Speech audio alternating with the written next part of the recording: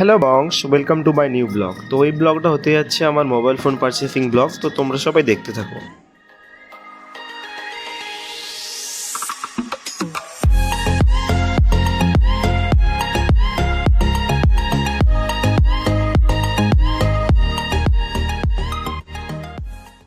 সত্যি বলতে নিজের উপার্জন করা টাকায় কিছু কেনার যে খুশিটা, সেটা আমি এখন বুঝতে পারছি।